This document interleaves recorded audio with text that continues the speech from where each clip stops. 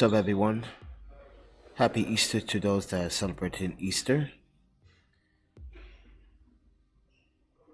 So I'm here on the Memorial Union South here on campus and editing some Micro Four Thirds 4K footage. So I figured that I'd show you guys the process, what I'm doing to the footage.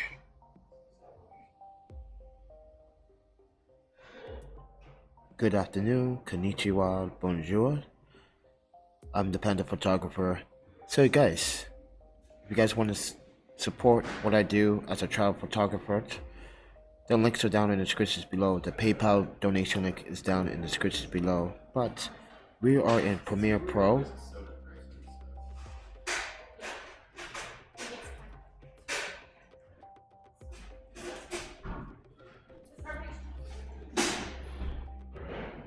So let me show you guys the process what I'm doing right now. So let's open this up a little bit.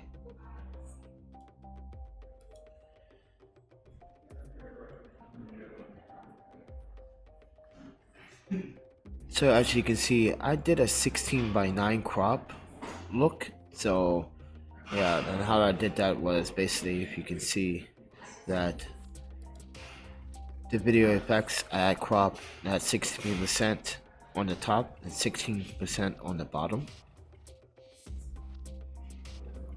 Now, if I was to take all this away,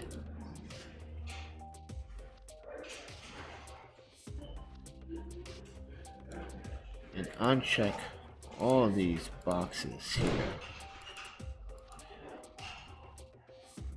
this is what the footage looked like before. So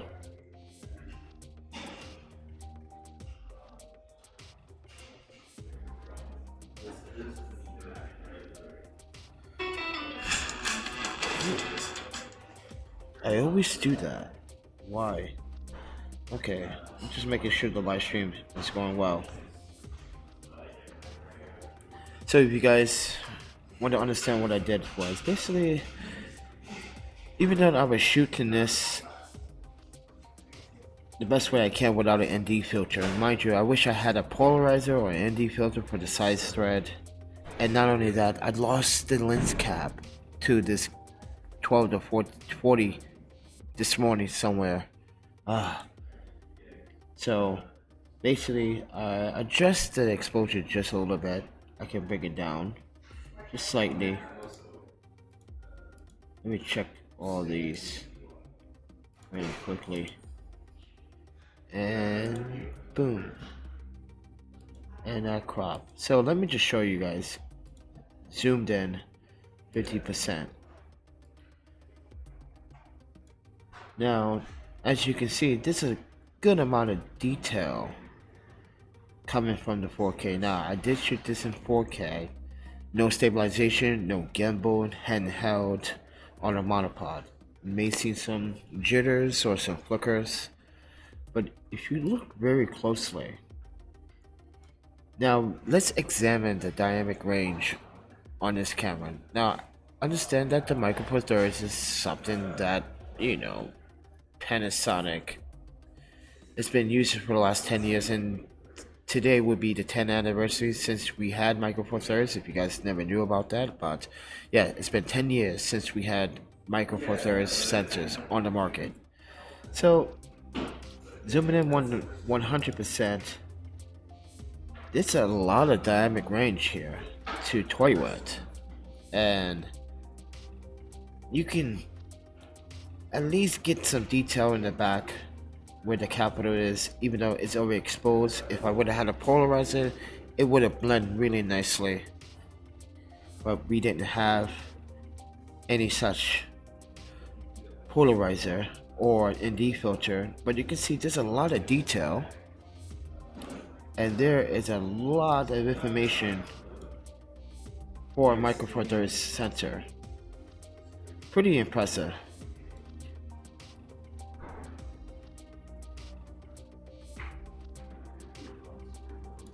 Normally, what you see even on a crop sensor is some diffracting or some softening, but this one seems to not edge out when it comes down to softening footage. It's actually on point when it comes down to details. It's really sharp, even if you were the color grader, which I just did. And let me just put in the crop so it looks more like this. So how this will be going, I don't know what I'm going with this video right now, or with this footage. I'm just editing the footage and I will assemble them.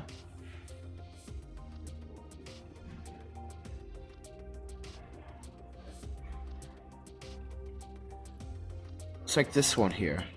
Okay, so if we were to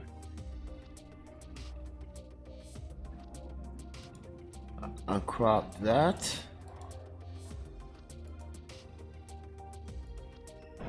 and uncrop this. Now this is what it will look like. Let's turn off the curves. This is what it will look like without any processing. Looks okay to me, but could be shadows can be a little bit adjusted. So without the crop, you can see big difference. Bringing more of that detail out from the blacks. It's not a black. Blacks are crushing. To me, the blacks are crushing some detail in the frame. Just want to bring some of that information out.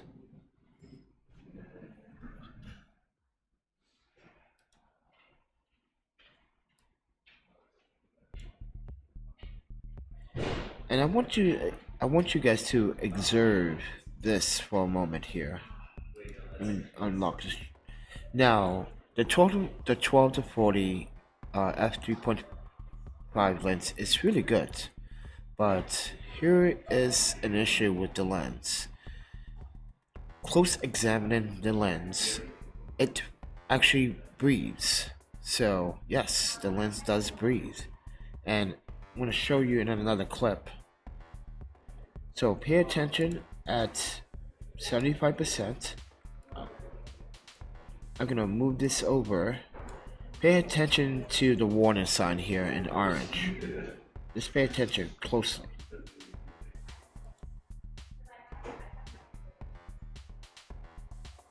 You see? It's breathing. That's focus breathing. It's focus breathing while trying to autofocus. That's not.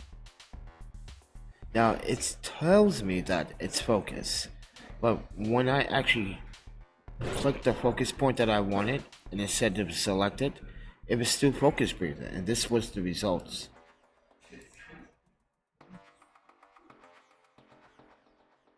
Focus breathing. So, what does that say?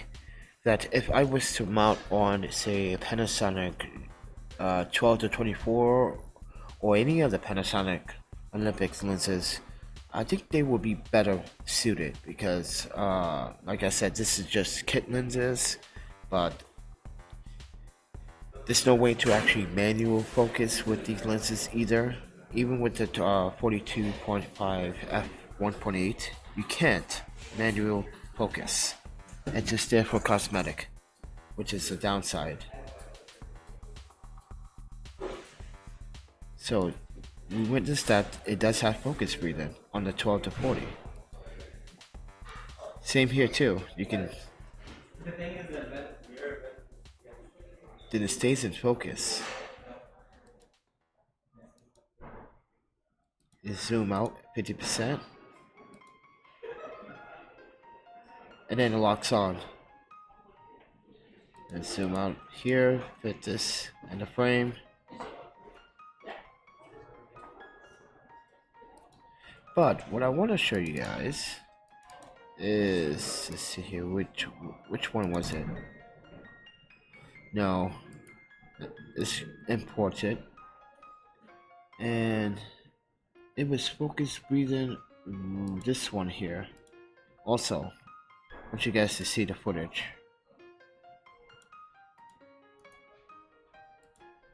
Let me unlink the sound, clear the sound.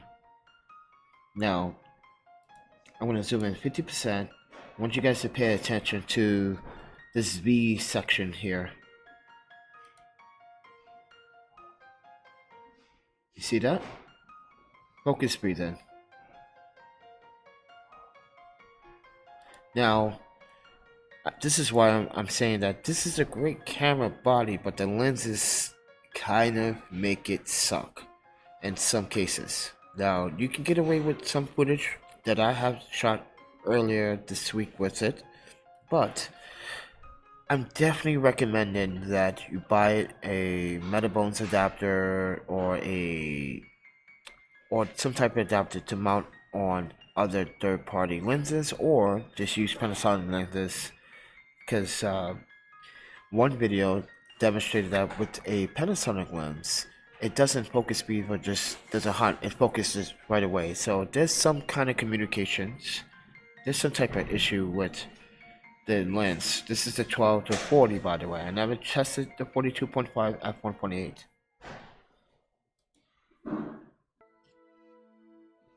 Focus breathing. Play it back for you again. And you can absolutely see that there is focus breathing. See?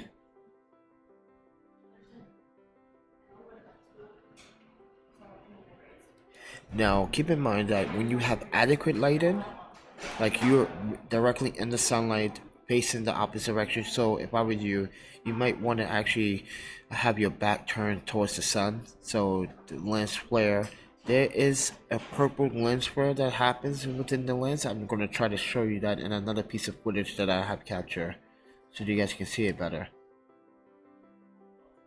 And I'm going to zoom out of this one. You guys seen this yesterday.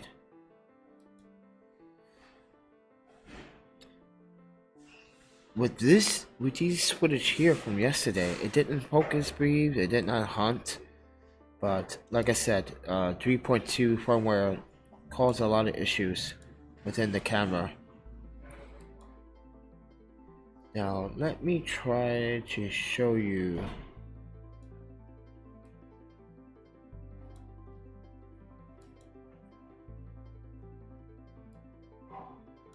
how I will grade this quickly. So first and foremost, this seems a little bit out of shape. Doesn't seem straightened. There we go. And crop a little bit. Boom. Then Phantom Rec 709 is what I would choose, and right out of the box, boom, look at that. That looks amazing, right? But we want to see where we can maybe lessen up the contrast a little bit, not have too much. Highlights can come down just a bit. Shadows, we can boost the shadows just a bit. Alright.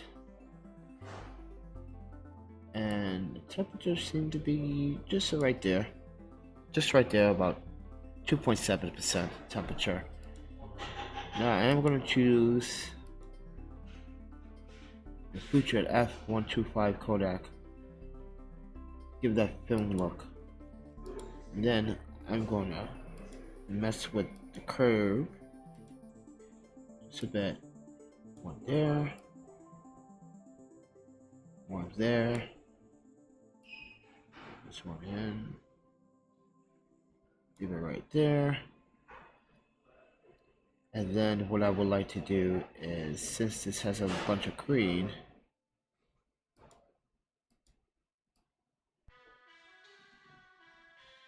pay attention to the green. You see what I'm doing to the grass and the bushes?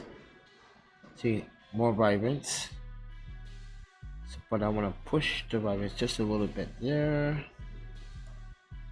And take some of that red.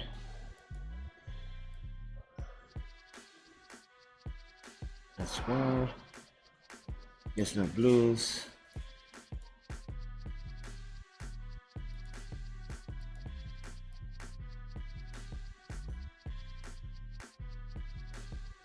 just slightly.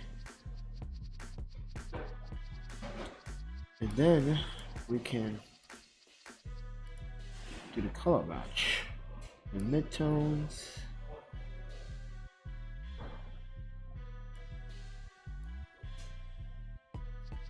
Just a little bit more. There we go. And then the shadows, want them on the cool side, just slightly. And the highlights, stay where they are.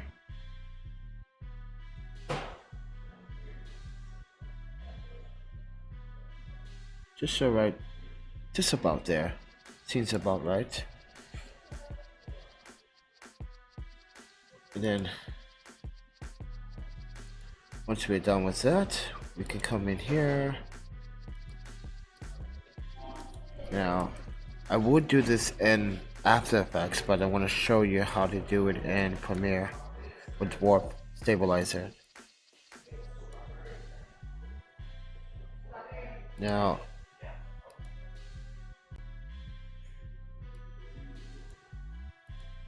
smooth. Just do 10%, and just do stabilize and crop. Stabilize and crop. Now, with this, we're just plain scientific, just testing the footage as a scientific standpoint, how much we can push. And I am going to push the colors just a little bit here too. So bring up the vibrance about 15%, and then saturation about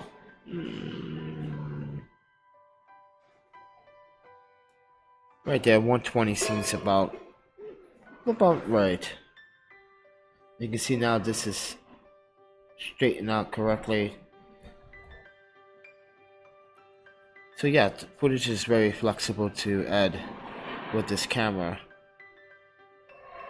Now it would be amazing if they updated it and then now we were able to use the Micro Four Thirds and then like some type of log feature, since it is a Micro Four Thirds camera, even though it's a Sony centered. And I do want to emphasize a little things about the Sony sensor, since we didn't talk much about it. So the Sony sensor is a really good sensor. It's just that right now it's in the hands of a Chinese technology company that is now getting their hands into their Micro Four Thirds camera market. Now they do have smartphones, they have other devices, but when it comes down to cameras, this is something more different. This is stepping up the technology and innovating and making new things happen. Now keep in mind this is just the first camera of many, which I think is what's going to happen in the future, but we have to see it.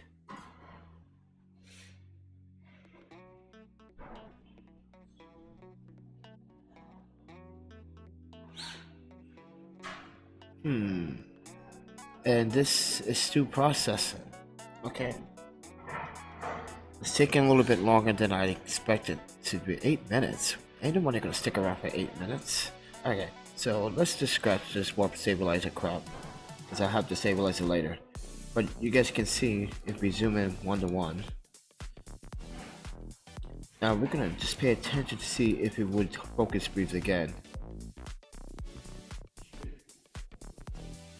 It doesn't look like it's focus breathing here, but if we zoom in 50%, there's a lot of detail. There's a lot of detail to be shared among the data of this footage. This Micro Four Thirds camera is pretty amazing. This at 25%. It's just, and then I zoom in 50%. It's just really incredible footage. Now let me add another one for you guys. so you guys have a better idea of how to go about this camera. Let's choose this footage, because all my shots were handheld, mind you.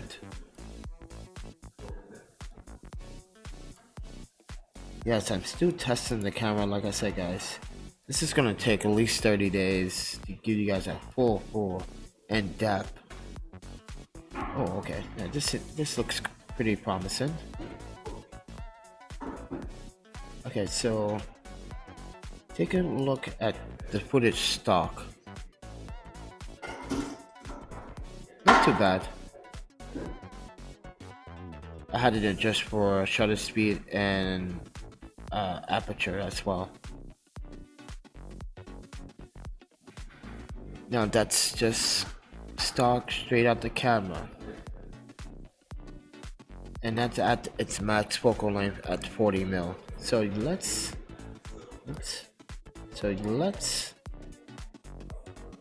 grade this. Leave it right about there. Now, oops. Make sure we select that.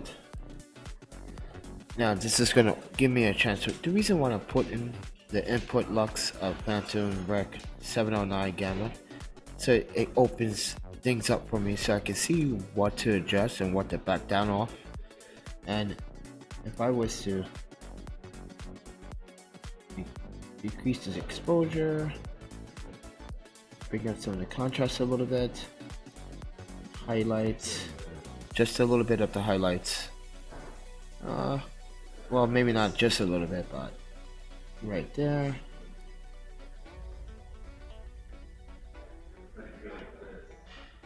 I want the shadows, so I want to boost the shadows just a bit and bring the blacks down. Bring the whites down just a bit, and then add a Fuji, and then bring in the vibrance 20%, and let's do 120. Oops.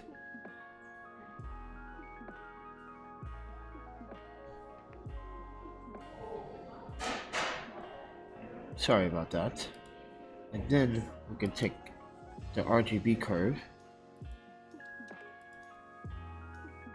What we're going to do is bring down and then bring this up a little bit, just a little bit, and then bring this down just a little bit.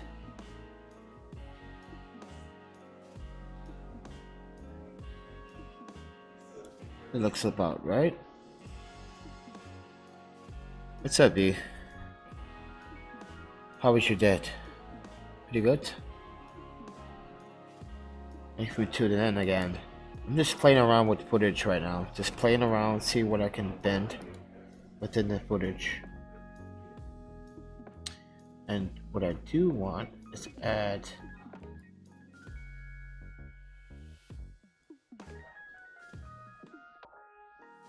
a little bit.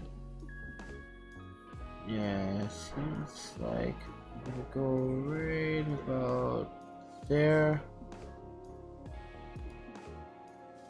And see midtones, a little bit right there. Seems like bring the shadows in. The shadows a little darker, and then the highlights. And make it look a little red.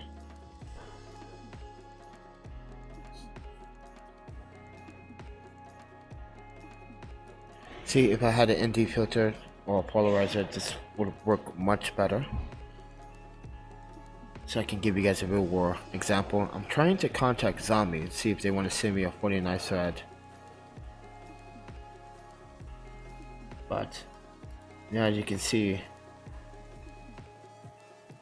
so if we were to take all that away, this is what it looked like before, this is what it looked like after. So you guys decide which looks better. I think this looks better because it opens up a lot of the shadows and it shows a lot more detailed information. This one looks a little bit like it's under stop, even though the camera said I was perfectly exposed.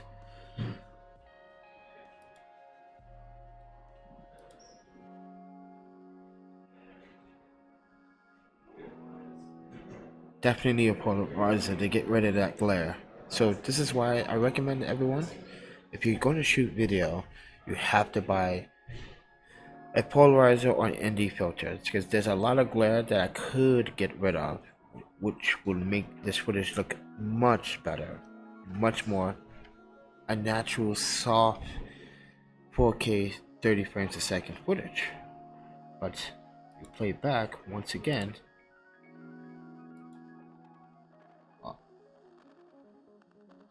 and then on,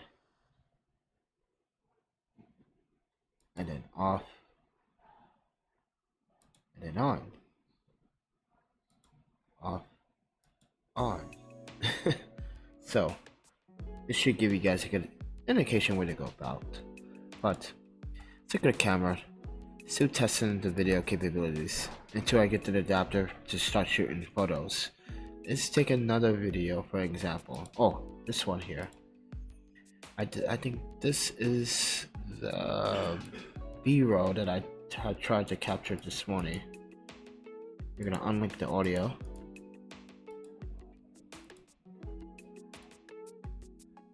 I'm gonna make sure that all these are okay. So this is where I saw purple pigeon within my LCD screen in the back. So I had this on a model pod, and basically when it was pointing to the sun right here, whoop, if we go back, see purple pigeon here in this area,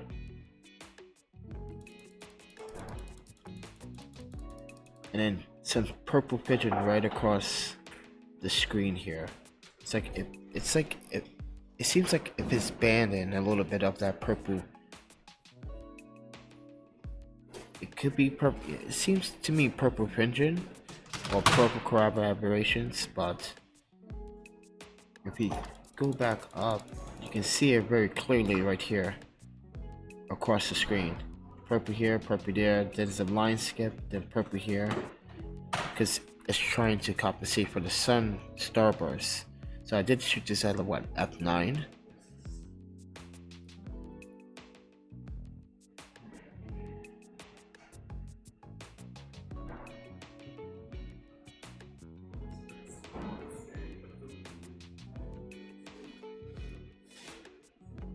So let's play around with this footage.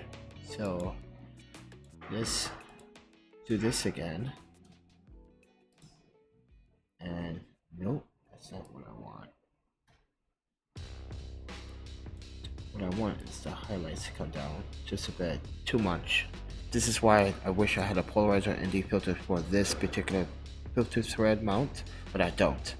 Now I could have used my ND filter for the 72 and just place it in front of the lens, but I didn't feel like doing that, and I wasn't thinking at the time to do that. But next time I know to do that. And bring the shadows around about 8%. I'm gonna crush the blacks, there's too much.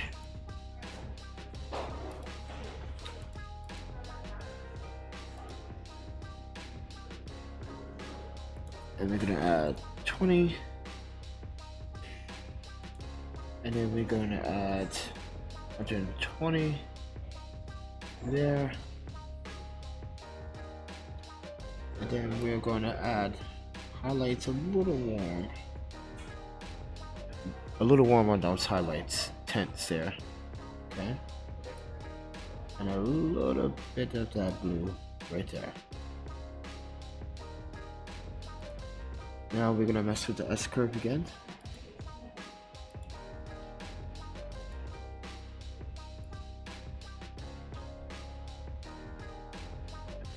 See if I mess it up. Ooh, look at that. Crushing it. I am crushing it. Alright, let's see here. Right about there. Seems about right.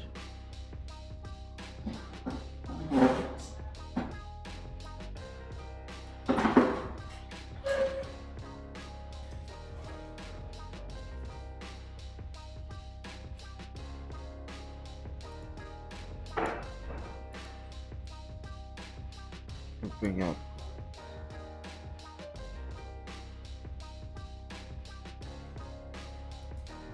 Yeah, so that brings two.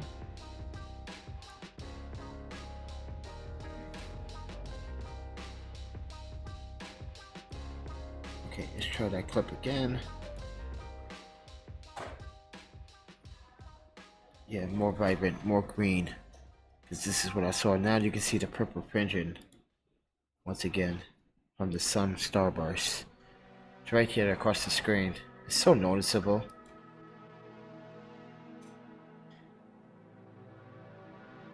It's terrible. I don't like that.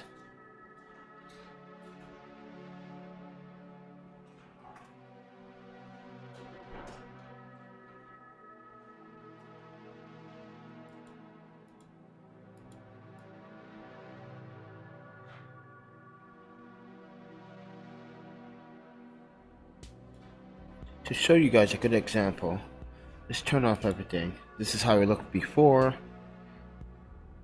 Wasn't very vibrant. It's a little bit underexposed in my opinion.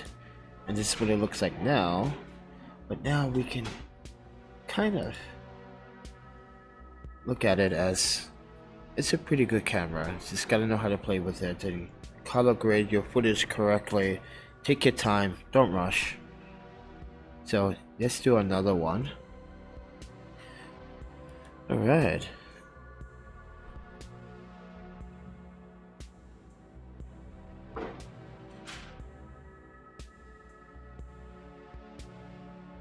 Okay.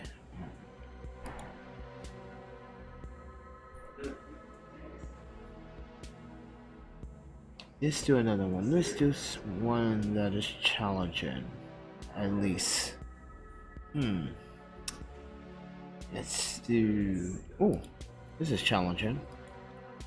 Let's do the first clip. But this one, I overexposed it by accident. I want to see how much I can actually push it and crush it without losing detailed information. So, whoops. So, look how that looks. Wholly overexposed. So we don't want that, and we don't want this. Now we have options here. So we're gonna bring the blocks in, bring the exposure down just a bit, bring the highlights down, all the way down. Bring some contrast in. That's too much contrast. Or we could give it a little flat profile if you wanted to.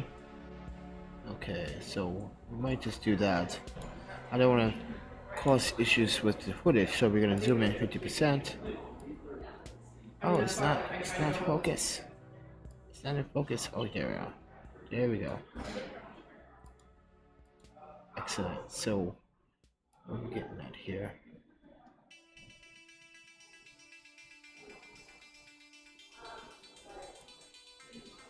And shadows we can bring down the shadows. We can bring down the shadows to have this contrast effect too. So as you can see, it's like this before. Now we can bring it down just a bit. I'm trying to get the capo to expose. That's what we're trying to do right now with this footage. It's trying to get it to expose correctly. Even though I didn't have a polarizer or an ND filter. But no, we're gonna bring the whites down. Too much whites might cause some. Let's see here. Zoom in. Maintaining detail. Yeah, it's maintaining. not as sharp as the original. Okay. Right about there. Yep. Gotta bring it all the way down.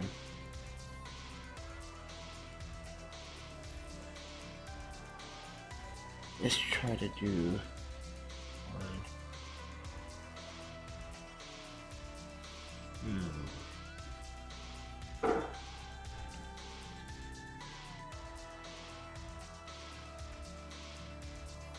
Oh, nope. Actually, let's try to use clean. I forgot which one was it. Oh.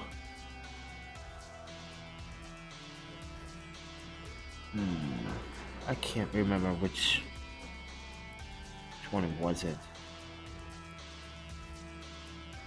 But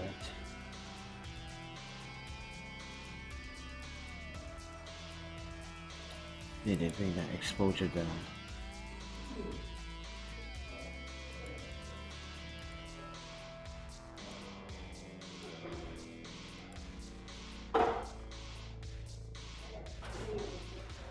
I think we got what we want.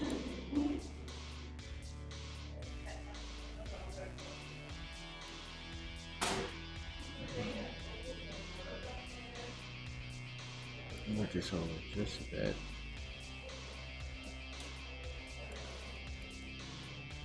Do a point cloud here.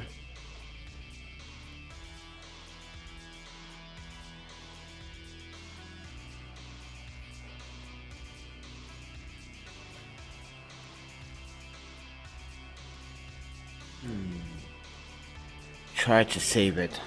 We're trying to save it, but we can't because we didn't use a polarizer or ND filter. So, but we did what we can. That's it. You still can't see the capital, but you can definitely see. Did you guys just see that? Pay attention to what it was. Focus breathing again. Just pay attention to it. Did you guys just see it? Let me do it one more time. This time, let me zoom in.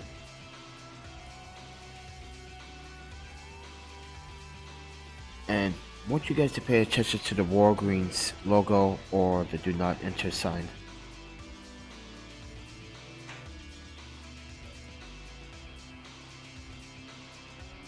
See? Focus breathing. The lens is, yeah, something. The lens needs to be, the firmware for the lens needs to be updated. Because it just hunts. Or it just focus breathing. That looks like to me focus breathing. Not more like hunting. You get from when you try to get the autofocus lock on something, I would just use in the middle crosshairs in the center, and you can tell right there focus breathing.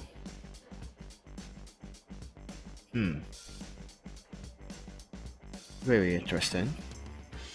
Very.